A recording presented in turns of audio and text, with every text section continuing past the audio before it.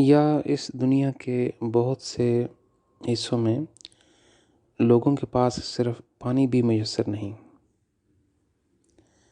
یہ صرف اس لیے ہوتا ہے کہ مختلف ممالک کے لوگ ایک دوسرے سے اجنبی ہیں اور وہ ایک دوسرے کے ساتھ کوئی لین دین نہیں رکھنا چاہتے۔ ہمارا ضمیر، ہماری مادیت پسندی اور لاشعوری کی زندگی کا طریقہ کار ہمیں ملامت نہیں کرتا اور نہ ہمیں مجرمانہ جذبات دیتا ہے۔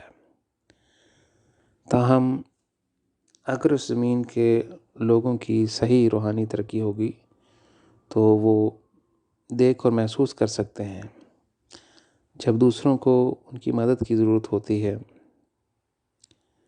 وہ پہچان سکتے ہیں کہ ان کی روح میں کیسی تاریکی آتی ہے جو ان کی جاہلانہ زندگی کی وجہ سے آتی ہے۔ وہ روحانی زندگی میں بھی اپنی تقدیر کی پستی دیکھ سکتے ہیں جو ہمیشہ رہے گی۔ یہ سب ہمارے ساتھ ہوتا ہے کیونکہ ہم اس تک پہنچنے کے لیے اتنے سنجیدہ نہیں کہ روحانی حقیقت کو جانیں۔ محبت ان کے لیے کوئی معنی نہیں رکھتی۔ ہماری گرنے والی فطرت نے ہمیں ایک مردہ انجام تک پہنچا دیا ہے کیونکہ ہم صرف عارضی خوشی کی تلاش کرتے ہیں، نہ کہ ابدی خوشی کی تلاش کریں۔ کئی بار میں نے دیکھا کہ جب کوئی مر جاتا ہے تو اس کے تمام ارکان، اس کے خاندان، رشتہ دار اور دوست روتے ہیں اور غم زدہ ہوتے ہیں۔ وہ اس کو دفنانے کے بعد رات کے کھانے کے لیے ایک ریسٹورنٹ پر جاتے ہیں۔ کچھ اداس ہوتے ہیں اور دوسرے مگرمچھوں کی طرح کھانا کھاتے ہیں اور باقی دنیا کی باتیں کرتے ہیں۔ میں یہ چیزیں دیکھ کر حیران ہوا کہ یہ کیسا سوگ ہے کہ انہیں اس بات کی بالکل فکر نہیں تھی کہ وہ شخص جو مر کر اگلی زندگی میں گیا اس کا کیا ہوگا۔ ایسا لگتا تھا کہ اسے دفن کر کے، کھانا کھا کر اور ایک دوسرے سے باتیں کر کے انہوں نے اپنا فرض پورا کر دیا، اور پھر اس کے بعد وہ اپنی پرانی دنیا میں چلے گئے۔ یہ سب اس لیے ہوتا ہے کہ اندھے لوگ دوسرے اندھے کو دفن کر دیتے ہیں۔ آئیے اس بات پہ اس طرح نگاہ دوڑائیں۔ اگر ان کی روحانی حواس کام کرتے ہوتے تو تدفین کے بعد وہ موت کے بعد کی زندگی کے رجحان کو دیکھ سکتے تھے۔ وہ دیکھ سکتے تھے کہ ان کا چاہنے والا اب ایک تاریک سرنگ کے سامنے فیصلے کے لیے جا رہا ہے۔ بعد میں اس کی روح میں تاریکی کی وجہ سے اسے نچلے جہانوں پر جانا پڑتا ہے۔ اس سب کا یقینی طور پر مشاہدہ کرنے کے بعد وہ ادھر ادھر کی بکواس کے بارے میں بات کرنے کے لیے ایک ریسٹورنٹ میں نہیں جائیں گے۔ وہ نہیں جانتے یا نہیں جاننا چاہتے کہ کیا اس کے بعد ان کی باری ہے یا نہیں، اور مرنے کے بعد ان کے ساتھ کیا ہوگا۔ وہ ہمیشہ ایسا برتاؤ کرتے ہیں جیسے وہ کسی اور کو دفن کر رہے ہوں۔ اس کا ان کے ساتھ کچھ لینا دینا نہیں ہے۔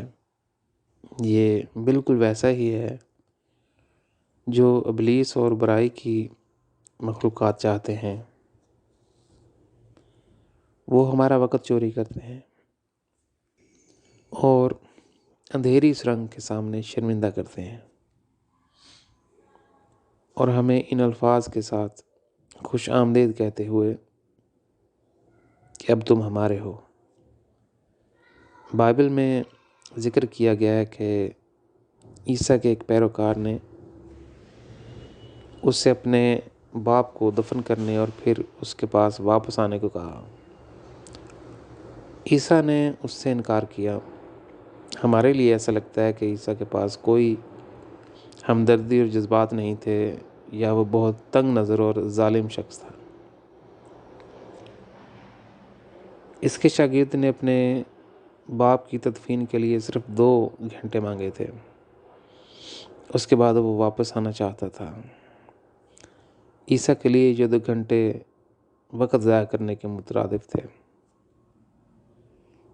ہمارے موجودہ دور میں ہم اس شخص کو پسند نہیں کریں گے جو کہے کہ اپنے پیاروں کو دفن کرنا بھول جاؤ۔ عیسیٰ کے الفاظ زیادہ سخت تھے۔ اس نے کہا، لوکا باب 9 آیت 60، مردوں کو اپنے مردے دفن کرنے دو، لیکن تم جاؤ اور خدا کی بادشاہت کی تبلیغ کرو۔ اس کے پیروکار کا باپ مر گیا، لیکن عیسیٰ دوسرے لوگوں کو بھی کہتا ہے کہ جنہوں نے اسے دفن کیا مردہ لوگ ہیں۔ اگر ہم اس کے الفاظ پر گہرائی سے غور کریں تو ہمیں جواب مل جائے گا۔ جو لوگ اس زندگی کو سنجیدگی سے نہیں لیتے، وہ اپنی جہالت کو اٹھائے رکھتے ہیں اور خدا کی حقیقت کو جاننا یا زندگی کے مقصد کو پورا نہیں کرنا چاہتے۔ وہ عیسیٰ کی نظر میں مردہ ہیں۔ وہ اس کی نظر میں مردہ اس لیے ہیں کہ کیونکہ وہ روحانی مظاہرے کا مشاہدہ نہیں کر سکتے۔ صرف عیسیٰ ہی دیکھ سکتا تھا کہ اس کے شاگرد کا باپ روحانی دنیا میں ایک تاریک جہان میں چلا گیا تھا۔ عیسیٰ یہ بھی دیکھ سکتا تھا کہ جو لوگ اسے دفنانے آئے تھے وہ بھی اپنی موت کے بعد ایک تاریک جہان میں چلے جائیں گے۔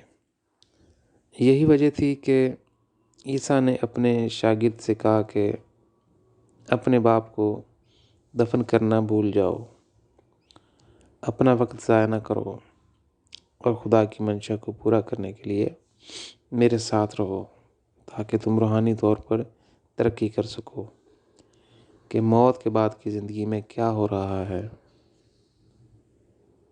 روحانی لحاظ سے جن کا خدا سے تعلق نہیں وہ مردہ ہے۔ جن لوگوں نے خدا کے ساتھ اپنا رشتہ پایا وہ ہمیشہ کی زندگی پاتے ہیں۔ اگر ہمارے روحانی آواز کھلے ہوں تو ہم زمین پر پہلے ہی دیکھ سکتے ہیں کہ تاریکی اور روشنی ایک دوسرے کے ساتھ نہیں ملتے۔ ہم یہ بھی دیکھیں گے کہ ہماری زندگی کے مقصد کو نہ جاننے کی ہماری جہالت نے ہماری منزل بدل دی ہے۔ ہم تاریک جہانوں میں داخل ہوں گے جہاں ہم سے سب کچھ چھین لیا جائے گا۔ میں یہاں تاریک جہانوں کے بارے میں اپنے چند مشاہدات لکھنا چاہتا ہوں۔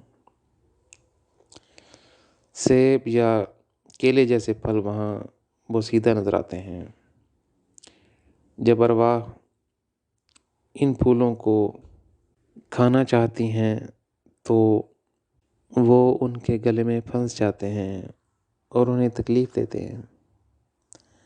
آخر میں وہ بھوکے رہنے کا فیصلہ کرتے ہیں کیونکہ وہ ان پھلوں کو نگل نہیں سکتے۔ وہاں ارواح ہمیشہ بہت تھکی ہوئی نظر آتی ہیں، جیسے کہ وہ ہزاروں سال سے سو نہیں پائے ہوں۔ انہیں وہاں کوئی سکون نہیں ملتا۔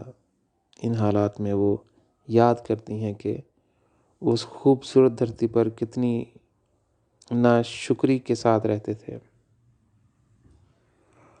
ان تاریک جہانوں میں درخت، فطرت اور ہر چیز انتہائی تاریک اور مردہ دکھائی دیتی ہے۔ اپنی زندگی میں پہلی بار وہ اپنی زمینی زندگی کی قدر کو پہچانتے ہیں۔ اب بہت دیر ہو چکی ہے کیونکہ تیر کمان سے نکل گیا ہے۔ بدترین ارواح دوسرے تاریک جہانوں میں آتی ہیں۔ وہ حملہ کرنا اور دوسری بری ارواح کو ڈرانا پسند کرتی ہیں۔ وہ ان کا شکار کرتی ہیں یہاں تک کہ وہ تھک جائیں اور مزید نچلے اور گہرے تاریک جہانوں میں جا پہنچیں۔ اس کے بعد وہ انہیں واپس ان کے نچلے جہانوں میں چھوڑ دیتی ہیں۔ ان بدروحوں کے لیے آنے والا ایک طویل اور تکلیف دہ سفر ہے۔ ہر جگہ ارواح چیختی، روتی اور مدد کے لیے پکارتی ہیں۔ کوئی الفاظ ان کے دکھ کو بیان نہیں کر سکتے ہیں۔ اکثر ان تاریک جہانوں اور جہنموں سے واپس آنے کے بعد کبھی کبھی مجھے راتوں کو نیند نہیں آتی۔ کاش انسان بھی دیکھ لیتے جس کا میں مشاہدہ کرتا ہوں، تاکہ ان کی زندگی زمین پر زیادہ آگاہ ہو جائے۔ اس بات کا مشاہدہ کیے بغیر کہ وہاں روحانی دنیا میں کیا ہو رہا ہے۔ ان کے لیے یہ معلوم کرنے کا کوئی طریقہ نہیں ہے کہ وہ ان کا ٹھکانہ کہاں ہوگا۔ یہ مقولہ کہ مردہ لوگ مردوں کو دفناتے ہیں زیادہ دیر نہیں رہے گا اور ختم ہونا چاہیے۔ وہ تبھی ختم ہو سکتا ہے جب انسانی مخلوق اس حقیقت کو گہرائی سے سمجھیں کہ خدا کے بغیر ان کے درد، مصیبت اور بدقسمتی کبھی ختم نہیں ہوگی۔ زندگی کا مقصد پورا کیے بغیر انہیں بے شمار مشکلات اور موت کے بعد کی زندگی میں تکلیف اور ناقابل فہم پیچیدگیوں اور ناقابل برداشت درد کا سامنا کرنا پڑتا ہے۔ خدا وہ واحد چابی ہے جس سے وہ اس مصیبت سے بچ سکتے ہیں اور ابدی زندگی میں کامیاب ترین ارواح بن سکتے ہیں۔ میں نے ان ارواح کا مشاہدہ کیا زمین پر جن کا تعلق مختلف مذاہب سے تھا۔ انہیں کوئی فائدہ نہیں ہوا بلکہ انہیں محض بالواسطہ پرکھا گیا، کیونکہ وہ ایک مذہب میں پیدا ہوئے تھے اور اس خدا اور ابدی زندگی پر ایمان رکھتے تھے۔ ایک بار پھر مجھے یہ کہنا پڑے گا کہ مذہبی لوگ زمین پر ایک معمول کی زندگی گزارتے ہیں۔ ان کی جڑیں روحانی طور پر اتنی گہری نہیں ہیں کہ خدا کے ساتھ زندہ تعلق استوار کرنے میں انہیں فائدہ دیں۔ اکثر مذاہب اور ان کے پیروکار اپنے آپ کو اس یقین سے محفوظ رکھتے ہیں کہ وہ موت کے بعد زندگی میں بہتر مقامات پر جاتے ہیں۔ ان کا نقصان یہ ہے کہ وہ ان کی مذہبی دنیا میں پیدا ہونے کو قدر کی نگاہ سے نہیں دیکھتے کہ انبیاء اور ان کے بااجداد نے کتنی قربانیاں دیں، نہ کہ اپنے مذہب اور عقیدے کو ایک تحفے کے طور پر حاصل کیا۔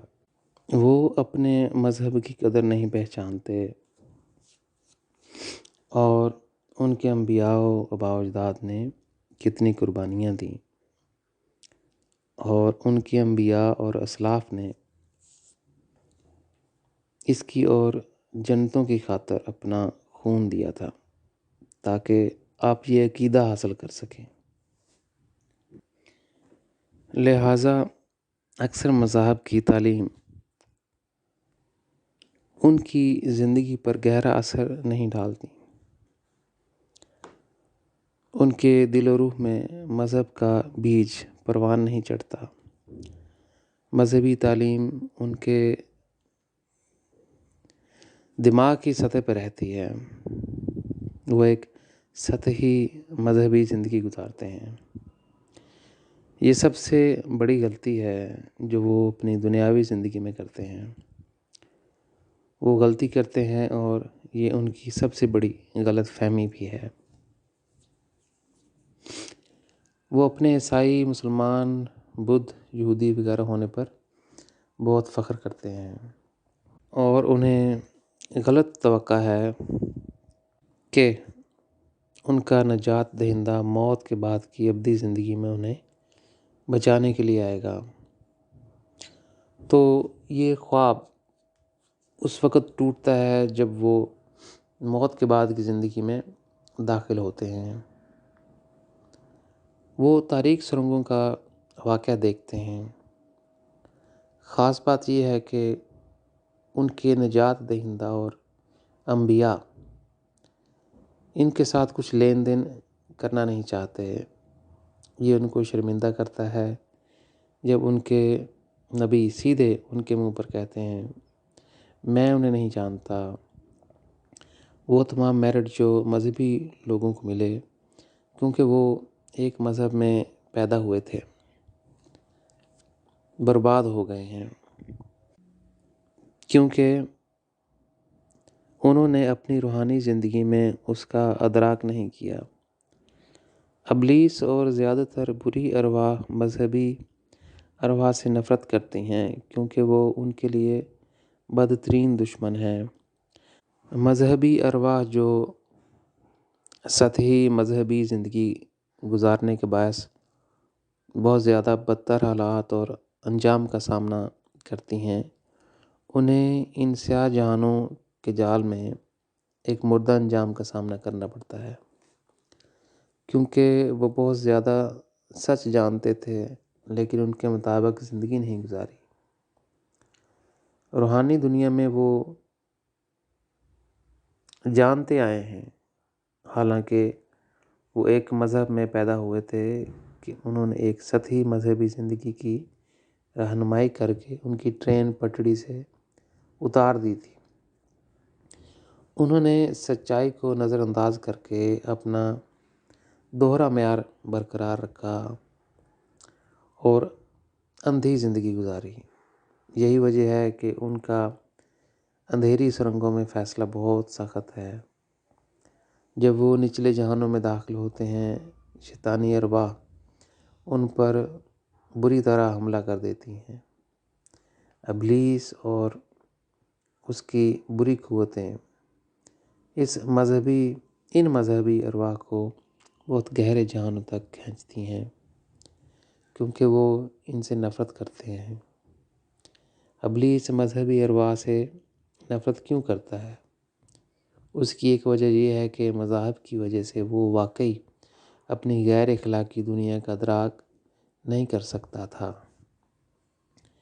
مذاہب اور مذہبی لوگ زمین پر ابلیس کے خواب کو پورا ہونے کا راستہ روکتے ہیں۔ میں یہاں اس راز کی گہرائی سے وضاحت کرنا چاہتا ہوں کہ فرشتے کیسے زمین پر ان کے مذاہب کی ترغیب دیتے ہیں۔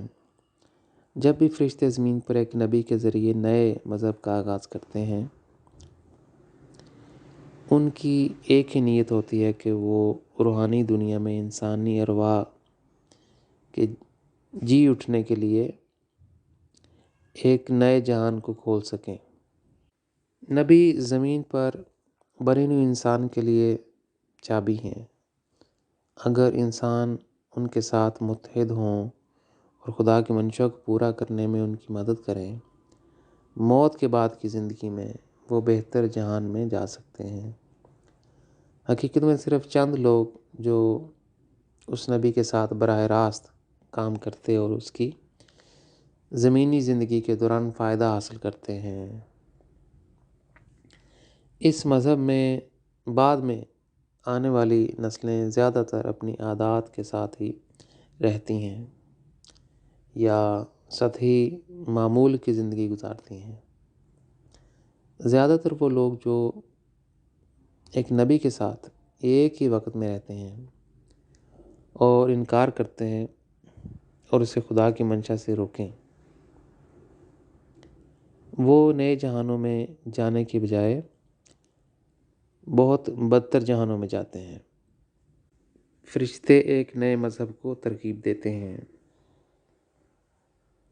جس سے بنی نوع انسان بہتر دنیا کی طرف جا سکے۔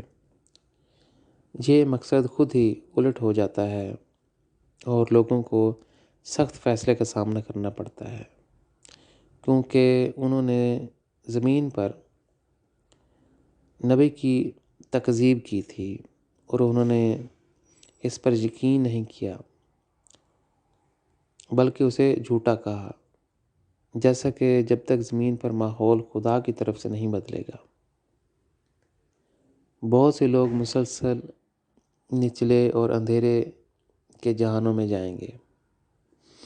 فرشتوں کی انسان کی مدد کرنے کی وجہ بہت اچھی ہے، لیکن ابلیس کو فائدہ نہیں ہے۔ ان مذہبی لوگوں میں تاریک جہانوں کی ارواح میں ایک چھوٹا سا نشان رہ جاتا ہے جو ان کی شناخت عیسائی، مسلم، بدھ، ہندو وغیرہ کے طور پر کرتا ہے۔ ساتھ ہی یہ نشان یہ بھی بتاتا ہے کہ انہوں نے اپنا میرٹ ضائع کیا، وہ فضیلت جو ان کو اپنے انبیاء و آباء و اجداد سے ملی تھی۔ تاریک جہانوں کی مذہبی ارواح کو زیادہ سزا ملتی ہے۔ انہوں نے خود کو ان کی تعلیم کی تنگ نظری کی وجہ سے ہلاک کر دیا۔ وہ نئی تعلیم اپنا نہیں سکتے تھے، وہ ان کی مذہبی شناخت کو اپنے پیچھے نہیں چھوڑ سکے، اور اس لیے انہیں ناقابل یقین درد اور تکلیف سے گزرنا پڑے گا۔ اس کے برعکس جو خود غرض اور دنیاوی زندگی بسر کرنے والے کافر ہیں، وہ ہمیشہ ان تاریک جہانوں سے باہر آنے کے لیے ایک حل تلاش کرنے کے لیے تیار رہتے ہیں۔ ایک تاریک جہانوں میں آپ ارواح کے درمیان یہ دو رویے مشاہدہ کر سکتے ہیں، مثبت اور منفی۔ ایک طویل وقت گزرنے کے بعد ابلیس اور بری قوتوں نے دنیاوی ارواح کو دوبارہ زندہ کرنے کے لیے مزید انتخاب دیے۔ ابلیس نے گرے ہوئے اور اچھے فرشتوں کے ساتھ معاہدہ کیا کہ ان دنیاوی ارواح کو سب سے پہلے فائدہ ملنا چاہیے تاکہ اگلے بہتر جہان میں جا سکیں۔ یہ میرے روحانی مشاہدات ہیں۔ یہ بہت عجیب اور حیران کن ہے، لیکن یہ حقیقت ہے۔ اب میں اپنے روحانی مشاہدات ان انسانوں کے بارے میں بتانا چاہتا ہوں جو اپنے عقیدے کے مطابق زندگی گزار رہے ہیں اور پھل پیدا کر رہے ہیں۔ ان کی ارواح صاف اور پاکیزہ ہیں کیونکہ وہ بہت سے اچھے کام کر چکے ہیں، کھلے ذہن کے ساتھ رہ رہے ہیں اور مسلسل سچ کی تلاش کی تھی جس سے انہیں خدا کے قریب آنے میں مدد ملی۔ ان کی ذاتی کمزوریوں کی وجہ سے ان کی روح کے اندر مختلف حصوں میں سیاہ عناصر بھی ہیں، تاہم ان ارواح کو فرشتوں کی طرف سے مدد ملتی ہے جو ان میں سے اکثر کو اچھے درمیانی جہان میں لے آئے۔ ابلیس اور برائی کی پرکشش قوت وہاں پر نہیں ہے جب وہ زمین پر رہ رہے تھے۔ ابلیس کی موجودگی کی وجہ سے ان کے اندر کچھ کمزوریاں تھیں۔ اس کی مقناطیسی طاقت نے انہیں اپنی طرف متوجہ کیا۔ زمین پر اس شیطانی ماحول کے باوجود انہوں نے نیکی اور اپنے انبیاء اور نجات دہندگان کے نقش قدم پر چلنے اور ان کے مجسم بننے کے لیے بہت کوشش کی۔ ان اچھے درمیانی جہانوں میں فرشتے ان ارواح کو ان کی کمزوریوں پر قابو پانے اور ان کی صاف اور پاکیزہ روح سے سیاہ چنگاریوں کو دور کرنے میں مدد کرتے ہیں۔ یہ عمل ان کے اچھے جہان کے ماحول میں بہت آسان اور ہموار ہے۔ یہ ہر ایک پر انفرادی طور پر منحصر ہے کہ وہ اپنے اندھیرے عناصر کو دور کرنے کے لیے کتنی جلدی بڑھ سکتا ہے۔ ان کی کوشش کے مطابق ارواح اعلیٰ جہانوں میں رہنے کے لیے جا سکتی ہیں جو غیر جانبدار جہانوں کے بہت قریب ہیں۔ میں یہاں اپنے مشاہدات بتانا چاہوں گا جو میں نے دیکھا کہ ان ارواح کو ان کی صفائی اور پاکیزگی کے مطابق کس قسم کا انعام ملتا ہے۔ وہ سب کے سب نسبتاً روشنی حاصل کرتے ہیں۔ اس روشنی کے مطابق بہت سے 160 سے 200 کلومیٹر فی گھنٹہ کی رفتار کے ساتھ بہت تیز دوڑ سکتے ہیں۔ بہت سے دوسرے لوگوں کی رفتار زیادہ ہوتی ہے۔ کچھ تو زمین چھوڑ کر ہوائی جہاز کی طرح ٹیک آف بھی کر سکتے ہیں۔ وہ زمین سے 5 یا 10 میٹر اوپر اڑتے ہیں اور پھر آہستہ آہستہ وہ زمین پر واپس آتے ہیں۔ بہت سے دوسرے 10 میٹر سے زیادہ اونچی پرواز کر سکتے ہیں۔ زمین پر ایسی ارواح نے اچھا بننے کے لیے ان کی تعلیم کو سمجھا اور استعمال کیا۔ انہوں نے دوسروں کو بڑھنے میں بھی مدد کی۔ انہیں روحانی دنیا میں بہت مدد ملتی ہے، اس لیے کہ وہ شیطانی دنیا کے اثر کے باوجود ان کی روح میں تزکیہ صراحت لا سکتے ہیں۔ وہ سب مختلف رفتار سے اڑتے ہیں، جیسے سائیکل، ایک چھوٹی موٹر سائیکل یا کار۔ تاہم وہ اتنا اونچا اڑ نہیں سکتے اور تھوڑی دیر کے بعد وہ تھک جاتے ہیں، جیسے انہوں نے اپنی توانائی کھو دی ہو یا ان کی گاڑی میں پیٹرول ختم ہو گیا ہو۔ کچھ ارواح وہاں سے اڑنے کے لیے اونچے درختوں یا پہاڑوں پر چڑھ جاتی ہیں۔ اس طرح وہ اپنی پرواز کو ہوا میں زیادہ دیر تک شدت سے لطف اندوز ہونے کے لیے رہ سکتے ہیں۔ مزید روشنی حاصل کرنے کے لیے ایک اعلیٰ جہان میں زندہ ہو کر انہیں وہاں ارواح کی مدد کے لیے نیچے کے جہانوں میں جانا پڑتا ہے۔ یہاں ان کو دیگر مسائل اور پیچیدگیوں کا سامنا کرنا پڑتا ہے۔ دوسری ارواح کی مدد کرنے کی بجائے وہ اس ماحول کا شکار ہو جاتے ہیں۔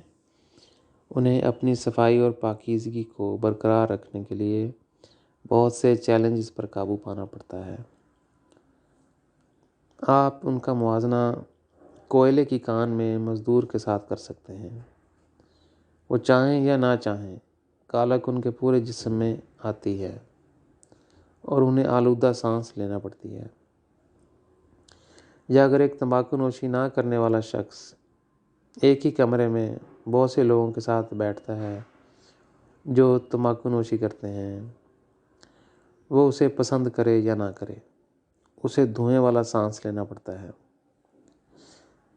جیسے دھواں اس کے پھیپھڑوں کے اندر اور اس کے تمام کپڑوں میں جا سکتا ہے، اسی طرح برا ماحول بہت سے لوگوں اور پاک ارواح کے لیے پیچیدگیاں لاتا ہے۔ وہ وہاں بہت بھاری محسوس کرتے ہیں، جیسے کہ وہ آہستہ آہستہ نیچے جا رہے ہوں، بجائے اس کے کہ وہ درمیانی جہانوں کی حوصلہ افزائی اور رہنمائی کریں۔ وہ اس ماحول سے بھیگ جاتے ہیں۔ ان کی کمزوری زخم کی طرح لوٹ آتی ہے جو دوبارہ کھلتا ہے۔ آخر میں ان کے پاس کوئی الہام باقی نہیں رہتا کہ وہ نچلے جہانوں کی رہنمائی کر سکیں۔ وہ صرف انتظار کرتے ہیں کہ ان کا وقت ختم ہو اور وہ اپنے جہان میں واپس جائیں۔ جب وہاں مدد کرنے کے لیے کوئی انکشافات باقی نہ ہوں، نچلے جہانوں کی ارواح ان سے بدلہ لینا چاہتی ہیں۔ نچلی ارواح ان کے جہانوں میں قیدی کے طور پر رکھنے کے لیے اچھی ارواح کو پکڑنے کی کوشش کرتی ہیں۔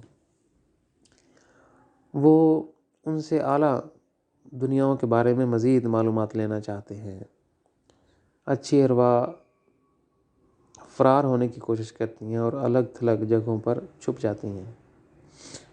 وہ اڑ سکتی ہیں، لیکن جب وہ تھک جاتی ہیں اور نیچے آ کر شکار کرنے کی کوشش کرتی ہیں، انہیں وہ اونچی جگہ پر بیٹھ کر اپنے آپ کو بچانے کی کوشش میں درختوں اور دیگر اونچی جگہوں کا استعمال کرنا پڑتا ہے جہاں نچلی ارواح نہیں آ سکتیں۔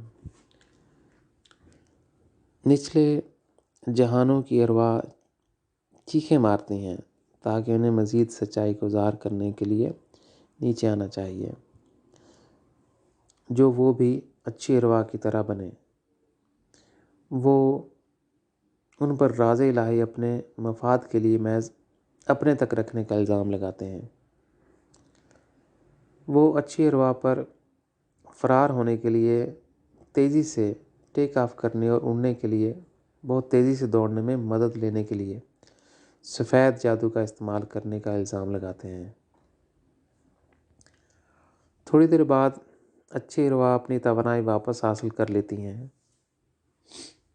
ان پہاڑوں اور درختوں کو چھوڑ دیتی ہیں اور تنہائی کے لیے الگ تھلگ جگہوں کی تلاش کرتی ہیں۔ کئی بار میں نے دیکھا کہ انہیں خود کو ہوا میں رکھنے کے لیے بہت زیادہ توانائی کا استعمال کرنا پڑتا ہے۔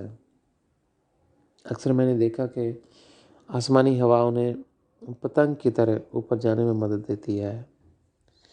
ایک بار جب اچھی ہوا چل جائے تو ارواح بہت تیزی سے اڑ سکتی ہیں، لیکن جب ہوا کم ہو جاتی ہے تو وہ پتنگ کی طرح نیچے آ جاتی ہیں۔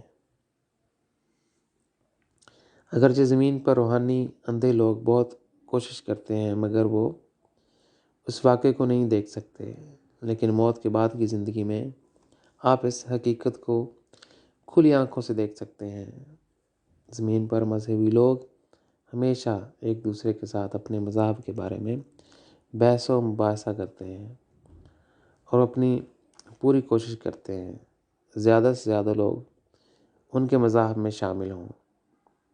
وہ چاہتے ہیں کہ ان کا مذہب دنیا کا نمبر 1 مذہب بن جائے۔ وہ یہ میراتھن صرف زمین پر ہی دوڑا سکتے ہیں۔ موت کے بعد کی زندگی میں ان کو تلخ حقیقت کا سامنا کرتے ہوئے وہ یہ ساری سرگرمیاں چھوڑ دیتے ہیں۔ وہ روحانی مظاہر کی وجہ سے اپنے انکشافات کھو دیتے ہیں اور خاموش ہو جاتے ہیں۔ موت کے بعد کی زندگی میں ان کے سارے نقاب اتر جاتے ہیں، ارواح ننگی ہوتی ہیں اور آپ اس کی قدر دیکھ سکتے ہیں۔ روحانی حقیقت انہیں شرمسار کر دیتی ہے، لیکن آہستہ آہستہ وہ اس زندگی کے عادی ہو جاتے ہیں۔ میں نے دیکھا کہ زیادہ تر مذہبی لوگ جو ان کے مذہب کے بارے میں بہت سخت تبلیغ کرتے ہیں، خود کو روحانی دنیا میں اپنی جہالت کے لیے شرمندگی محسوس کرتے ہیں اور خود کو چھپا لیتے ہیں۔ وجہ واضح ہے کہ ان کی روح اچھی نہیں دکھائی دیتی اور ان کے مذہب کے بارے میں ان کی امیدیں تباہ ہو جاتی ہیں۔ انہیں اس تلخ حقیقت کا سامنا کرنا پڑتا ہے کہ وہ زمین پر جو عقیدہ رکھتے تھے وہ روحانی حقیقت سے 180 درجے مختلف ہیں۔ یہاں میں تمام مذاہب اور ان کے پیروکاروں کو نصیحت کرنا چاہتا ہوں، بہتر ہے کہ دوسرے مذاہب کے ساتھ لڑائی چھوڑ دیں۔ یہ روحانی زندگی میں کچھ نہیں لاتی۔ انہیں اپنے مذہب کو اس طرح دیکھنا چاہیے کہ وہ خدا کی فطرت کے بارے میں زیادہ مناسب جوابات دیں۔ مذاہب کو اپنی مقدس کتابوں میں خدا کے بارے میں مزید جوابات تلاش کرنے چاہئیں اور اپنے انبیاء اور نجات دہندگان سے کم یکجہتی اور لگاؤ رکھنا چاہیے۔ یکجہتی اور لگاؤ ان کی روحانی زندگی میں مدد نہیں کرے گا، کیونکہ ان کے نبی اور نجات دہندہ بھی سخت روحانی قوانین کے پابند ہیں۔ وہ خدا کے قریب آنے کے لیے جتنی دیر اور سنجیدہ کوشش کریں گے اتنی ہی جلدی وہ اپنے مذاہب کے پنجرے سے باہر آ سکیں گے۔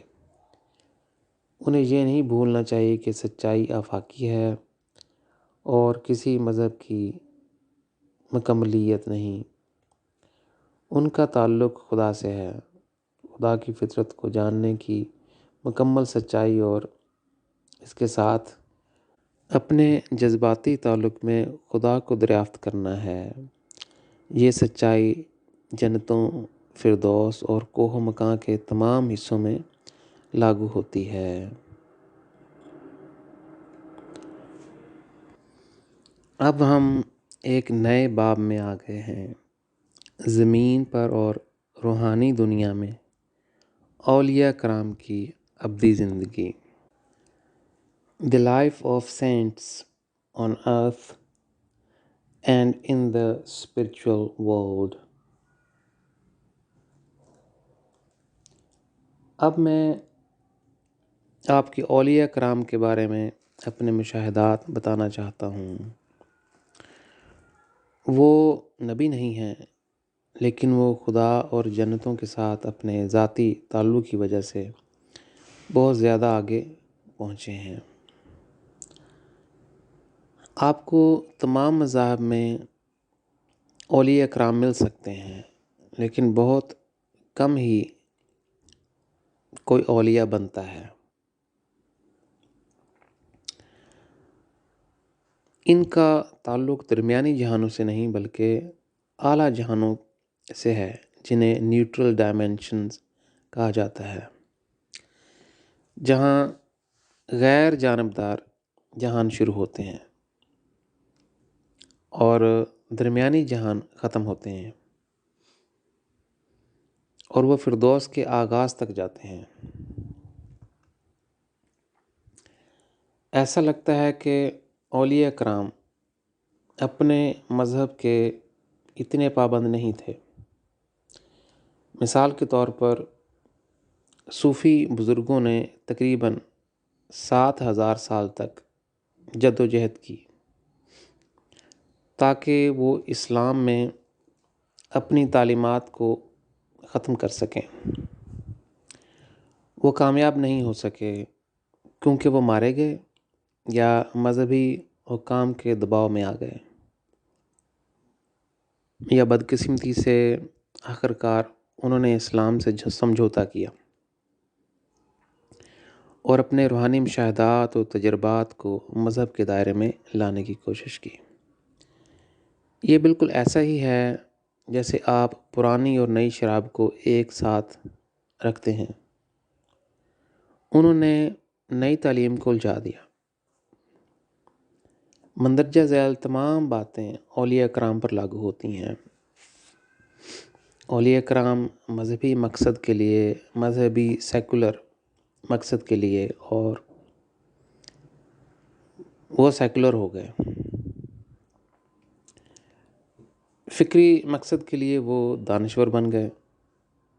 ان لوگوں کے لیے جو مثالی زندگی دیکھنا چاہتے تھے وہ مثالی بن گئے. آپ دیکھ سکتے ہیں کہ وہ اپنے روحانی مشاہدات اور مختلف جہانوں کے تجربات کی وجہ سے بہت تحمل مزاج لوگ تھے. فردوس، جنتیں اور خدا کے ساتھ ان کا محرک انسانوں کے لیے ایک روشن راستہ کھولنا تھا تاکہ وہ انہیں روحانی راستے پر رہنمائی کر سکیں. ان کے بارے میں ایک بات بہت خاص تھی، وہ بالکل بھی تنگ نظر نہیں تھے. کوئی سرحد انہیں مزید روحانی سچائی جاننے کے لیے روک نہیں سکتی تھی. زندگی کے آخری دن بھی وہ مزید سچائی ڈھونڈتے رہے، اگرچہ وہ ان کے اپنے مذہب میں ہو یا کسی اور مذہب میں. یہاں تک کہ جب وہ ان کے مذہب، ثقافت اور روایت فریم کے سخت پابند تھے، لیکن وہ کبھی سطحی مذہبی زندگی ان کی تعلیم کے مطابق قیادت نہیں کرنا چاہتے تھے. وہ اپنی مذہبی تعلیم کے آغاز میں نہیں رکے بلکہ آگے بڑھے اور اس کی خاص باتوں کو دریافت کرنا چاہتے تھے. وہ ان کے خالق کو ذاتی طور پر جاننے کے لیے بہت پیاسی اور بھوکی طبیعت کے مالک تھے. ان کی زندگی کا اداس حصہ یہ تھا کہ وہ اپنے اندرونی حالات کو ساتھی مذہبی لوگوں اور حکام سے نہیں بتا سکتے تھے. اولیاء کرام کو ان کی اندرونی نشو و نما کو معاشرے، مذہبی لوگ اور حکام نے دھوکہ دیا. ان میں سے کئی نے ایک اداسی دیکھی اور مارے گئے۔ وہ نبی بننا چاہتے تھے لیکن انہوں نے الگ تھلگ زندگی گزارنے کو ترجیح دی۔ انہیں مذاہب اور معاشرے کو ان کا وقت تبدیل کرنے کی طاقت اور مضبوطی نہیں ہو سکی۔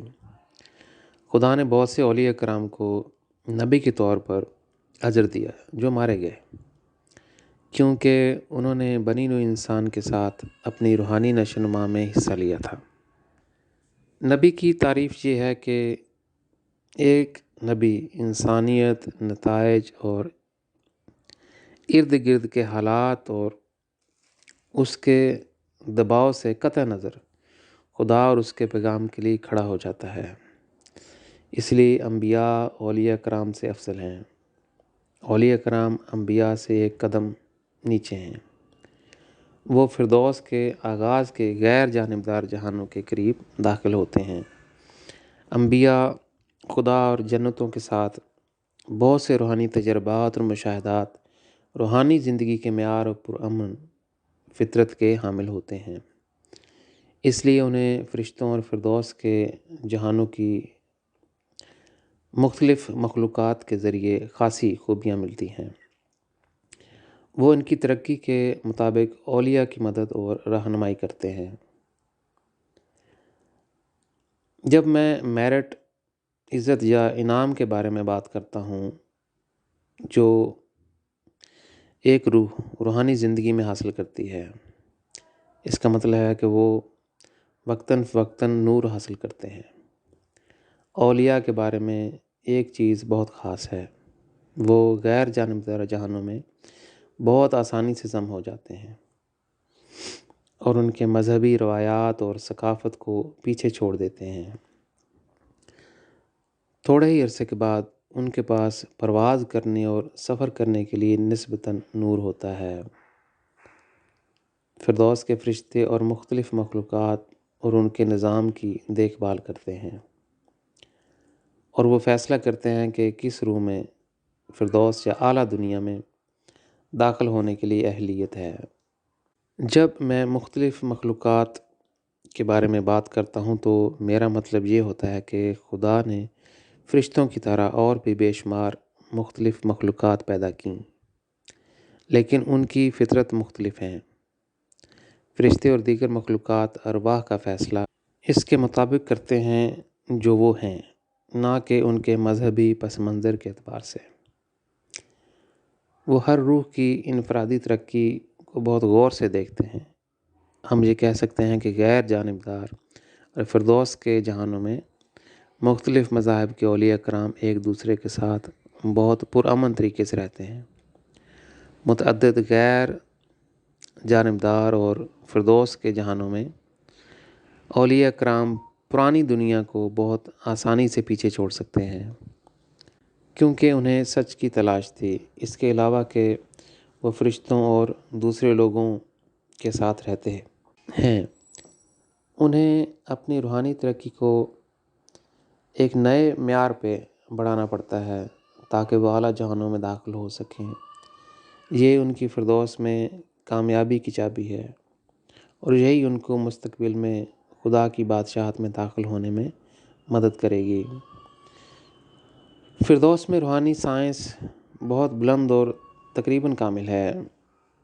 اس ترقی کے ساتھ فرشتے اور دیگر مخلوقات اولیاء کرام کی ہر تحریک اور فکر کو دیکھ سکتے ہیں، جبکہ انہوں نے زمین پر خدا کی منشا کے لیے اپنی زندگی گزاری ہے۔ لہٰذا فرشتے اور غیر جانبدار اور فردوس کے جہانوں والی مخلوقات اور جنتیں بھی صرف ان ارواح کو لیتے ہیں جن کی ان کے جہانوں میں درست نشو و نما ہوتی ہے۔ اب میں اولیاء کرام کی روحانی زندگی کے نقصانات پر بات کرنا چاہتا ہوں۔ اولیاء کرام کو اپنے نبیوں اور نجات دہندگان کے ماتحت کام کرنا پڑتا ہے کیونکہ وہ اپنے مذہب کے فریم میں رہتے ہیں۔ سب سے زیادہ اعمال جو انہوں نے اپنی مذہبی ثقافت اور روایت کے اندر کیے ہیں، اپنی نشو و نما کے مطابق وہ تقریباً اپنے انبیاء اور نجات دہندگان کی طرح روحانی جہانوں میں داخل ہو جاتے ہیں۔ پہلی بار انہیں فرشتوں کے ذریعے معلوم ہوتا ہے کہ ان کے انبیاء اور نجات دہندگان نے زمین پر کس قسم کی غلطیاں کیں۔ فرشتے انہیں بتاتے ہیں کہ ان کے نجات دہندگان اور انبیاء نے کیا انکشافات کیے اور کیا انہوں نے آسمانی سچائی کے بارے میں ظاہر نہیں کیا جب وہ خدا کی منشا پوری کر رہے تھے۔ انہیں پتہ چلتا ہے کہ اگر وہ سب کچھ ظاہر کر دیتے تو بنی نوع انسان کو رکاوٹ نہیں ہوتی اور اتنی پیچیدگیوں کا سامنا نہ کرنا پڑتا۔ اس کے علاوہ اولیاء کرام کا بھی بنی نوع انسان کے لیے نبی اور نجات دہندہ بننا بہت آسان ہوتا ہے۔ پہلی بار انہیں احساس ہوتا ہے کہ اگر وہ خدا کی منشا پوری کر سکتے تو خدا اور جنتوں کی طرف سے ان کے انبیاء اور نجات دہندہ سے بھی بڑے انعامات وصول کر چکے ہوتے ہیں۔ فرشتے ان پر انبیاء اور نجات دہندگان کے بارے میں اور بھی بہت سے راز بتاتے ہیں۔ یہ بھی کہ انہوں نے پوری طرح خدا کے راستے کی پیروی نہیں کی۔ انبیاء اور نجات دہندگان کے بارے میں ان تمام چیزوں کو جاننے کے بعد اولیاء کرام اپنے آپ کو ان سے الگ کر دیتے ہیں اور ان سے پہلے جیسی محبت نہیں کر سکتے، جبکہ اولیاء کے لیے اپنے نبی اور نجات دہندگان کے نام بہت خاص تھے۔ جب وہ زمین پر رہتے تھے انہوں نے نہ صرف خدا اور اس کی محبت کی خاطر بلکہ ان کے نبیوں اور نجات دہندگان کی خاطر بھی بہت سے کراس اٹھائے۔ ان کی بہت شدید خواہش تھی کہ ان کے انبیاء اور نجات دہندگان کے ساتھ رہیں۔ روحانی زندگی میں ایک اور حقیقت عیاں ہوتی ہے اور اولیاء ان سے بہت مایوس ہوتے ہیں۔ کئی بار وہ ان کے انبیاء اور نجات دہندگان کے غم کو دور نہیں کر سکتے کہ ان کے انبیاء اور نجات دہندگان نے سب کچھ اپنے بنی نوع انسان ساتھیوں کے ساتھ اشتراک نہ کرنے کے لیے اپنی حکمت عملی اور حکمت کا استعمال کیا۔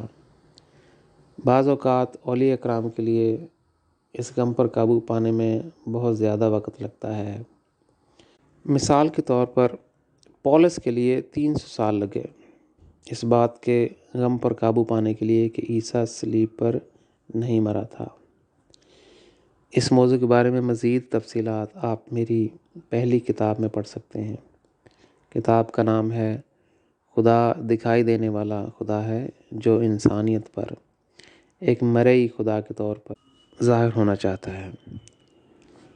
غیر جانبدار اور فردوس کے جہانوں میں رہنمائی کا معیار یہ ہے کہ یہ کسی بھی مذہب کے دائروں میں نہیں ہے۔ مذہب کی حد وہاں نہیں ہوتی کیونکہ فرشتے اور دیگر مخلوق خدا اور بالا جنتوں کے بارے میں اپنے مشاہدات اور تجربات بھی بتاتے ہیں۔ ہم یہ کہہ سکتے ہیں کہ غیر جانبدار اور فردوس کے جہان آفاقی سچائی کو جاننے کے لیے آغاز کرتے ہیں جس کی کوئی حد نہیں ہے۔ وہاں ہماری زمین کی طرح بہت سے دوسرے طبعی سیارے بھی موجود ہیں۔ ان سیاروں کی مخلوقات بھی نسبتاً غیر جانبدار اور فردوس کے جہانوں میں داخل ہوتے ہیں۔ ایک ہی وقت میں اعلیٰ جنت کے جہانوں سے اور نسبتاً جنتوں کے فرشتے اور مخلوقات دوسرے فرشتوں، مخلوقات اور اولیاء کرام کی رہنمائی کے لیے آتے ہیں۔ اس لیے وہاں سچائی کا ایک نیا اظہار پیدا ہوتا ہے اور وہ ایک اعلیٰ سطح پر بڑھ سکتے ہیں۔ فردوس کے جہانوں کے فرشتوں اور مخلوقات میں ان جہانوں کا مشاہدہ کرنے کے لیے بہت دلچسپی اور تجسس ہے کیونکہ وہاں بہت سے مختلف فرشتے اور مخلوقات رہتے ہیں۔ غیر جانبدار اور فردوس کے جہانوں میں اولیاء کرام مختلف تجربات کے ذریعے مزید سچائی اور خدا کے بارے میں مختلف مخلوقات کا مشاہدہ حاصل کر سکتے ہیں جو انہیں پہلے نہیں تھا اور ان کی زمینی زندگی میں ممکن نہیں تھا۔ اولیاء یہاں اسے پہچانتے ہیں کہ اپنی روحانی نشوونما کے ذریعے انہوں نے ایک خاص رہنمائی کی تھی۔ انہوں نے زمین پر ایک خاص بنیاد رکھی تھی کہ وہ ان قیمتی جہانوں میں داخل ہو سکیں۔ ان کی زمینی طور پر زندگی نے ان کی روح میں پھل پیدا کیے۔ جن لوگوں نے خدا کی منشا کے خلاف خود غرض زندگی گزاری تھی اور زندگی کے مقصد کو تسلیم نہیں کیا، نے بدقسمتی کی پیروی کی۔ وہ نچلے، درمیانی، تاریک جہانوں اور جہنم میں داخل ہوتے ہیں۔ میں نے پہلے ہی اس درمیانی جہان کی وضاحت کی ہے کہ یہ نچلے تاریک جہانوں سے بہتر ہیں۔ یہ ایک شرمناک حقیقت ہے کہ انسان اپنی روح کو صرف موت کے بعد کی زندگی میں ہی دیکھ سکتا ہے۔ وہ اپنی تاریک، بدصورت اور شیطانی روح کو یا چمکتی ہوئی بے حد خوبصورت روح کو روشنی کے مختلف رنگوں میں دیکھتے ہیں۔ یہ اس پر منحصر ہے کہ وہ خدا کے کتنے قریب یا خدا سے کتنے دور تھے، اور اگر زندگی کا مقصد پورا ہوا یا نہیں۔ زیادہ تر اولیاء کرام موت کے بعد کی زندگی میں ان کی انبیاء یا نجات دہندگان اور مذاہب کے ساتھ کوئی تعلق نہیں رکھنا چاہتے۔ یہاں وہ فائدہ اور نقصان دیکھ سکتے ہیں جو وہ اپنے ساتھ لائے جب وہ زمین پر رہتے تھے۔ اولیاء کرام پرامن، اچھے اور آسان ماحول میں رہتے ہیں۔ جب ان کے انبیاء اور نجات دہندہ ان کے جہانوں میں آتے ہیں، اب وہ ان پر وہ اثر نہیں رکھتے جیسا کہ زمین پر تھا۔ ابھی اولیاء کرام اپنے نبیوں اور نجات دہندگان سے قریب محسوس نہیں کرتے، کیونکہ وہ اب اپنے عقیدے کے دائرے میں نہیں رہتے۔ اب وہ ہر روز ایک نیا واقعہ دیکھتے ہیں کہ دوسری مخلوقات میں زیادہ روشنی، اعلیٰ نشوونما اور زیادہ شدت سے خدا کو جانتے ہیں۔ انہیں ان کے انبیاء اور نجات دہندگان کی ضرورت زیادہ مؤثر نہیں لگتی، اور وہ ان کے اولیاء کے ساتھ وابستہ اور اثر انداز نہیں ہو سکتے ہیں۔ اور خاص طور پر جب انبیاء اور نجات دہندگان اپنے اولیاء سے کہتے ہیں کہ وہ اپنے پیروکاروں کی مدد و رہنمائی کے لیے نچلے جہانوں میں ان کے ساتھ نیچے جائیں، وہ خود کو الگ کر لیتے ہیں اور وہ ان کی پیروی نہیں کرنا چاہتے۔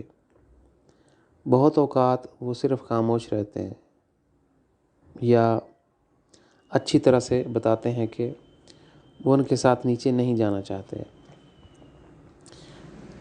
وجہ میں نے پہلے ہی وضاحت کی ہے کہ انہوں نے دیکھا کہ ان کے نبیوں اور نجات دہندگان نے ان کے اپنے مذاہب کو خدا کی طرف مسلسل بڑھنے سے روک دیا۔ انہوں نے اپنی حکمت کا استعمال کرتے ہوئے ان کے مذہب اور اپنے پیروکاروں پر گرفت نہ کھولنے کے لیے غلبہ حاصل کیا۔ اب اولیاء کو ان کے نبی اور نجات دہندہ کی ملکیت بننے کی کوئی خواہش نہیں ہے، اور وہ ان کے اولیاء پر اپنا اثر و رسوخ کھو دیتے ہیں۔ مختلف مذاہب کے تمام اولیاء کرام اعلیٰ جہانوں میں مزید آگے جانا چاہتے ہیں۔ بہت سے مختلف اعلیٰ جہانوں میں بہت سی مخلوقات اولیاء کرام کو ان کے اپنے جہانوں تک لے جانا پسند کرتے ہیں۔ وہ انہیں بہت سے فائدے اور میرٹس پیش کرتے ہیں، اور وہ اولیاء انہیں کھلے دل کے ساتھ لے لیتے ہیں۔ وہ ہرگز نہیں چاہتے کہ اس موقع پر محروم رہیں۔ اگر ان کے انبیاء اور نجات دہندگان کم اور اندھیرے کے جہانوں میں اپنے اولیاء کی مدد نہیں کر سکتے، یہ بہت بڑا نقصان ہے۔ انہیں خود نیچے جانا پڑتا ہے اور بہت تکلیفیں برداشت کرنا پڑتی ہیں۔ انہیں ان تاریک جہانوں میں اپنے مذاہب اور پیروکاروں کے لیے بہت سے بوجھ اٹھانے پڑتے ہیں، کیونکہ روحانی قانون کے مطابق وہ ان کے لیے ذمہ دار ہیں۔ ایک بہت اہم سوال باقی ہے۔ خدا کی نئی دنیا زمین پر قائم نہیں ہوئی۔ اگر انبیاء اور نجات دہندگان نے خدا کے تمام انکشافات کو کھل کر بنی نوع انسان کے لیے عام کر دیا ہوتا، بہت سے اولیاء کرام ان کے مذاہب میں پیدا ہوئے ہوتے۔ ان میں یہ صلاحیت ہوتی کہ وہ اپنے انبیاء اور نجات دہندگان سے بڑھ کر خدا اور جنتوں کی طرف سے زمین پر خدا کی دنیا قائم کرنے کے لیے ایک عظیم نعمت حاصل کر سکتے تھے۔ اولیاء کرام کی بدنصیبی یہ تھی کہ ان کے انبیاء اور نجات دہندگان نے خدا کے بارے میں روحانی علم ان پر عطا نہیں کیا تھا۔ زمین پر بہت سی اولیاء آنکھیں بند کر کے جذباتی طور پر اور شدت سے اپنے انبیاء اور نجات دہندگان سے جڑے ہوئے ہوتے تھے۔ ان کی محبت جو خدا کی ہونی چاہیے تھی وہ انہوں نے اپنے پیغمبروں اور نجات دہندگان کو دے دی۔ انہوں نے ایسا اختیار استعمال کیا کہ ان کے اولیاء ان کے پنجرے میں قیدی بن گئے۔ ان کا پختہ یقین تھا کہ خدا سے کوئی نہیں مل سکتا، یہ ان کے انبیاء اور نجات دہندگان کے ذریعے ہی ممکن ہے۔ تاہم جنتوں نے اولیاء کو نسبتاً خواب دکھائے کہ وہ اس دنیا کو کیسے بدل سکتے ہیں اور وہ اپنے مذاہب کی اصلاح کر سکتے ہیں۔ وہ خاموش رہے یا وہ اپنے عقیدے میں جدوجہد کرنے لگے۔ جتنے الہامات ان کی مقدس کتابوں سے مختلف ہوتے تھے، ان میں اتنی ہی ہمت اور طاقت نہیں تھی کہ وہ اپنے ہی مذہب کو چیلنج کر سکیں اور ان میں کیا غلط ہے اس کی نشاندہی کر سکیں۔ میں بے شمار وجوہات دے سکتا ہوں، لیکن حقیقت یہ ہے کہ وہ نئی نعمت نہیں لے سکے، کیونکہ انہیں نیا بوجھ اٹھانا پڑتا اور مزید صلیبیں اٹھانا پڑتی۔ جنتوں نے مختلف مذاہب کے بہت سے اولیاء کو بتایا کہ ان کے مذاہب اور ان کے انبیاء اور نجات دہندگان کی زندگی میں کیا غلطیاں ہوئی تھیں۔ بجائے اس کے کہ وہ نئی نعمت اور چیلنج لینے کے لیے متاثر ہوتے، وہ مزید الجھن میں پڑ گئے۔ اب ہم ایک نئے باب میں آ گئے ہیں۔ اسیسی کے سینٹ فرانسس آف اسیسی۔ میں اسیسی کے سینٹ فرانسس کو مثال کے طور پر لینا چاہتا ہوں۔ اگرچہ وہ اپنے خداوند عیسیٰ سے بے حد پیار کرتا تھا، لیکن اس نے آسمان کے لیے ایک چھوٹا سا سوراخ چھوڑ دیا تاکہ وہ اس کے ساتھ کام کر سکیں۔ کئی بار اسیسی کے سینٹ فرانسس نے خدا سے دعا کی کہ وہ اسے امن کے راستے کی شاہراہ بنا دے۔ اس نے خدا سے اس کی رہنمائی کی درخواست کی کہ وہ اس تاریک دنیا میں روشنی لا سکے۔ وہ اس پرتشدد دنیا کے لیے محبت کا چینل بننا چاہتا تھا، جہاں اچھائی اور برائی کے درمیان عظیم جدوجہد تھی۔ آخرکار جنتوں نے اسے جنتی نظارے دکھانے شروع کر دیے۔ اس نے دیکھا کہ چرچ ٹکڑوں میں گر رہا تھا، لیکن اس نے اسے اپنے ہاتھوں سے تھام لیا اور اسے ٹوٹنے نہیں دیا۔ انہوں نے اس بات کا بھی انکشاف کیا کہ اس کا خداوند عیسیٰ مرنے نہیں آیا تھا اور نہ ہی یہ خدا کی منشا تھی۔ عیسیٰ کو کافی حد تک زمین پر خدا کی نئی دنیا قائم کرنا چاہیے تھی۔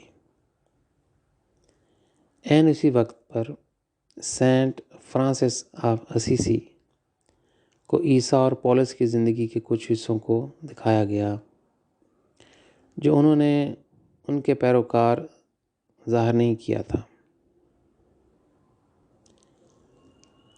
جنتوں نے اس کو علامتوں میں بہت سی چیزیں ظاہر کیں۔ کچھ علامتیں اس کی سمجھ میں نہیں آئیں۔ بعد میں جنتوں نے اس پر مزید چیزیں ظاہر کیں، لیکن وہ انہیں سمجھنا نہیں چاہتا تھا۔ اس نے بائبل کے بارے میں عیسیٰ آسمانی پیغامات کو سمجھنے میں اندرونی طور پر بہت جدوجہد کی کہ وہ کیا تبدیلیاں ہیں جو جنتیں اس کے ذریعے عمل میں لانا چاہتی تھیں۔ وہ بہت الگ تھلگ اور تنہا رہتا تھا اور اپنی جدوجہد کے بیچ میں ہی اس کی موت ہو گئی۔ روحانی دنیا میں انہوں نے اس پر کھلم کھلا انکشاف کیا کہ اس نے کیا نہیں کیا تھا اور جو وہ خدا کی منشا کے لیے کر سکتا تھا۔ عیسیٰ کے لیے اس کی پوری محبت ٹھنڈی ہو گئی اور وہ بائبل سے کوئی تعلق نہیں رکھنا چاہتا تھا۔ اسے اس کے فیصلے کے کچھ بوجھ اٹھانے پڑے کیونکہ اس نے جنتوں کی پیروی نہیں کی۔ اس نے اسے بہت خاموش اور مایوس کر دیا اور وہ تنہا ہو گیا اور اس نے روحانی دنیا میں خود کو عیسائیت سے الگ کر لیا۔ تقریباً ایک ہی معاملہ دوسرے مذاہب کے زیادہ تر اولیاء کے ساتھ بھی ہوا۔ اس سے پہلے کہ میں آگے بڑھوں، میں چاہتا ہوں کہ یہاں ایک اور مثال پیش کر دوں۔ ابو بکر نبی محمد کے بہت قریب تھا، اس کا پہلا جانشین بن گیا۔ جنتوں نے اس پر محمد، اسلام اور عظیم فرشتہ جبرائیل کے بارے میں حیران کن حقائق کا اظہار کیا۔ اس نے اپنے تمام انکشافات لکھ ڈالے۔ بعد میں اس نے محمد کی بے پناہ محبت کی وجہ سے ان سب کو جلا دیا۔ وہ خود ہی اس نتیجے پر پہنچا کہ اگر وہ یہ انکشافات بتائے گا کہ وہ اسلام اور مسلمانوں کے درمیان الجھنے اختلاف لا سکتا ہے۔ جو کچھ جنتوں نے ابو بکر پر وحی کیا وہ محمد کو بچانے یا مسلمانوں میں تفرقہ اور انتشار سے بچنے کے لیے نہیں بھیجا تھا۔ وہ اسے بنی نوع انسان کی خاطر دیا گیا تھا۔ انسانوں کو خدا کے ساتھ اپنے تعلقات کو آسانی سے گہرا کرنا چاہیے اور اس دنیا کو بچانے کے لیے خود نبی اور نجات دہندہ بننا چاہیے، جیسے کہ سینٹ فرانسس آف اسیسی۔ ابو بکر تنگ ذہن ہو گیا اور محمد سے اس کی زبردست محبت کی وجہ سے وہ آسمانی سچائی کو ظاہر نہیں کر سکا۔ اسی طرح کی کہانیاں مذاہب میں ہزارہ بار ہوئیں۔ اولیاء پیدا ہوئے اور خدا کا فضل حاصل کرنے کے بہت قریب آئے تاکہ وہ اس دنیا کی منزل بدل سکیں۔ وہ اپنے انبیاء، نجات دہندگان اور مذاہب کے بھنور میں گم ہو گئے۔ آخر میں وہ خدا کی منشا پوری کرنے اور اس کا اظہار کرنے کے قابل نہیں تھے۔ آسمانی نظارے ضائع ہو گئے اور خدا کی دنیا اب بھی ایک خواب ہے اور صرف ایک تصور کے طور پر موجود ہے۔ حالانکہ خدا نے ان انبیاء اور نجات دہندگان کو معاف کر دیا، لیکن انسان کو دکھ، مصیبت اور بدقسمتی سے گزر کر قیمت چکانی پڑتی ہے۔ میں نے اپنی زندگی میں 2 ضروری نکات کو اپنے دل کی گہرائیوں میں بہت اچھی طرح سمجھا ہے۔